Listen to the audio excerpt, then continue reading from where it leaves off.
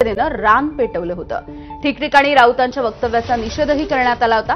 तसंच काही ठिकाणी त्यांचे फोटो देखील जाळण्यात आले। काल केलेल्या वक्तव्यावरती संजय राऊत हे आजही ठाम आहेत। काल, आज आणि उद्या सुद्धा बाळासाहेबच सर्वोच्च असतील असं राऊत म्हणाले।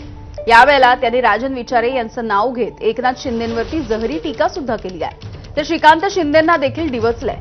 दरम्यान आपल्यावरती टीका करणारी टेंभी नाक्याबाहेरील टपोरी पोरं असल्याचा निशाणा त्यांनी ठाण्यामधल्या शिंदे सेनेच्या नेत्यांना लगावलाय। शिवसेनेचा एक प्रोटोकॉल आहे। शिवसेना प्रमुखांच्या बरोबरीनं आम्ही कोणीच नाही आहोत।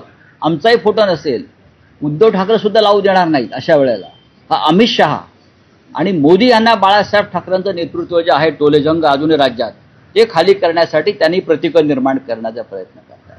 हे आनंद दिघ्यांना सुद्धा मान्य झालं नसतं किंवा होणार नाही। एकनाथ शिंदे यांनी ते जे स्मारक आहे किंवा मेमोरियल आहे दिघे साहेबांचं, तिथे जावं, शांतपणे आत्मचिंतन करावं दिघे साहेबांच्या समाधीसमोर। त्यांना जर त्यातून दिघे साहेबांनी का साक्षात्कार दिला तर त्यांना कळेल की आपण किती मोठी चूक केलेली आहे ती।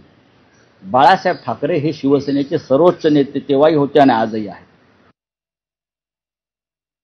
अरे कोण श्रीकांत शिंदे बाबा, काय त्याचा संबंध आहे शिवसेनेशी? उद्धव ठाकरेंनी केलेला खासदार आहे तो। शिवसेनेत होता का कधी हा पोरग? हे माननीय उद्धव ठाकरे त्याचा बाप गेला। बापाने म्हटलं माझ्या पोराला सध्या काय काम नाहीये, तो डॉक्टर आहे हाडांचा, बरं का, आणि गोपाळ लांडगेचं तिकीट कापून त्याला तिकीट द्यायला लावलं। तुम्ही काय सांगताय श्रीकांत शिंदे वगैरे? मला नका सांगू तू या शिवसेनेतल्या गोष्टी, मी इतकंच सांगतो। iPhone 17 हा सध्या